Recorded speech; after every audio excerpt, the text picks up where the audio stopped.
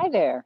So you've come back from your pole walking, and now we really need to do some stretches after pole walking to make sure that we keep our flexibility and strength. In fact, stretching after an exercise is, if not more important than warming up, because walking itself is a pretty full body warm up if you start out slow and then increase. But at the end, we want to make sure that we stretch so that our ligaments stay healthy. We know that pole walking is excellent for our posture, and we know that it reduces the weight of the um, of the upper body, any pressure on the lower body, and is great for knee if you've had knee surgery, or hip surgery, or foot surgery, or even back surgery. So after you've come back from your walk, I hope that you've enjoyed it, and you feel that you've got a nice straight back. We're just going to keep moving through the body so that we can stretch everything that we've just used, which is about 90% of our body's muscles. So keeping the poles out to the side and to the front, we're just going to use them for support. We're going to go onto one foot and keep that knee soft and bring the heel forward as the other knee bends. The heel is forward, the toe is pointing up. We're going to work into our hamstrings here. And we take the hips back as we sit down. Try not to let that knee that's holding your body up go forward too much. So use the poles for support and just feel that nice stretch in the back of the hamstring. Before we move to the other side, and you should hold these about 20, 30 seconds or so, but as we're doing a demo, I'll just walk through this in a shorter period. So we're going to move into a lunge. So keep that one foot forward, bring that other foot back, and that heel comes off the ground here. And we're just going to move it into a lunge to get a nice stretch in the front of that back leg. You can always add a few dips in there just to, keep everything moving. But do hold and feel that stretch. Make sure the belly is in and the body is upright. Using our poles for support, press into them as we bring that foot in just a little bit, and then we bring the heel down this time, bend into that back knee, and just sit down on that back leg. Feel that nice stretch on the calf. We'll do this on the other side as well. So bringing yourself back to center, step forward, move into your lunge, and get that back heel off the ground.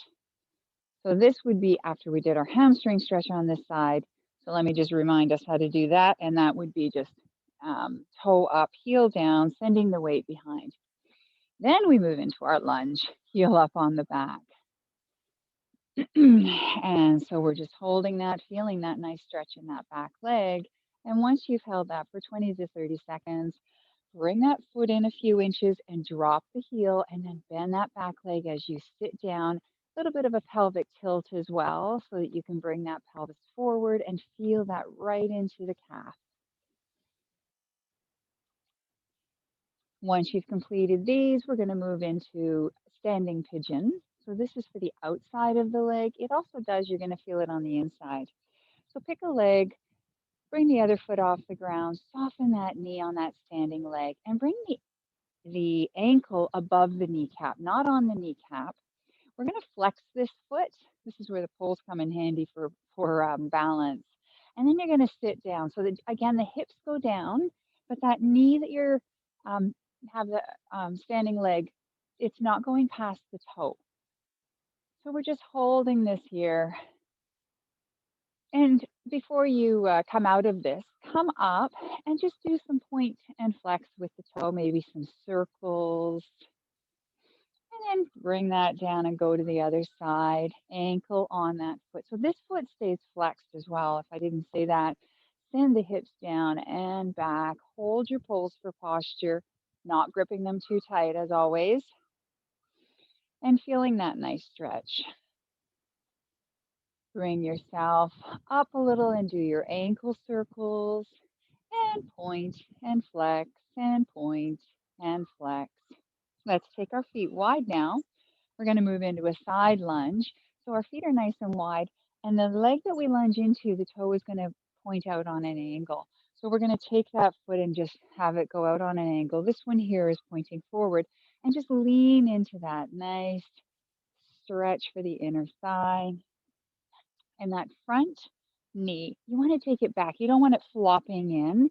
You want to take it back, but keep it in line, but in the direction of the baby toe. Standing upright, using those poles to help out, and bring yourself up. Turn that foot forward. Turn the other foot out. Come into the lunge on the other side. And you can change your stance to be wider if you're not feeling this on the inner thigh of the long leg. And make sure that we hold for 20 to 30 seconds. We're still engaging our belly for all of these exercises to support the back and strengthen our core. So when we're completed the hold there of 20 to 30 seconds, we come back up, bring those feet in, and we'll work into our shoulders and side body. Taking the poles in two hands here, we're going to reach it up. Now we did this in our warm-up exercises, but we kept moving through them, and our after workout exercises you want to hold. So we're going to take it over to the side, hold there, and after 20 or 30 seconds, and you felt a nice stretch, and you can adjust during your stretch, maybe press the arm away. Make sure that shoulder, that upper shoulder stays back and doesn't fall forward, and just keep those knees soft.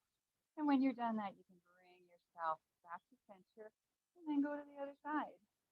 Again, if you're holding it and not really feeling it, take that upper arm and press it away. You'll get right into the ribs, the shoulder, the arm.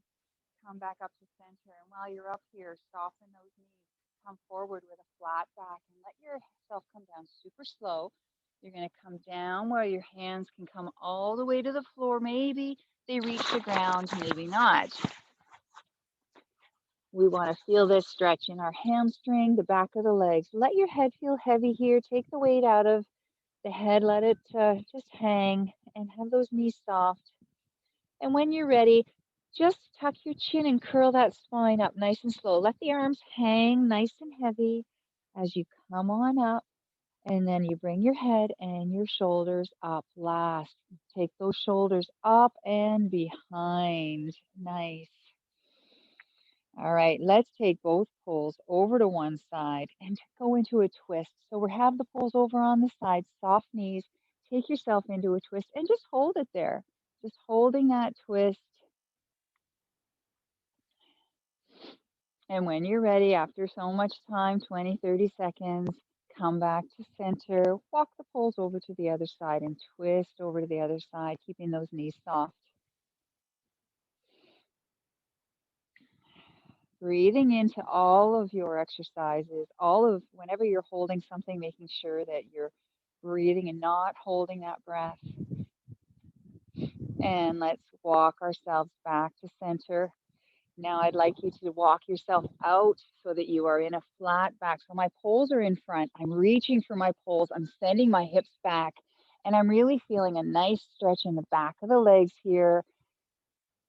And you can press down on your poles into the support, the hand supports, so that you get it into the arms as well.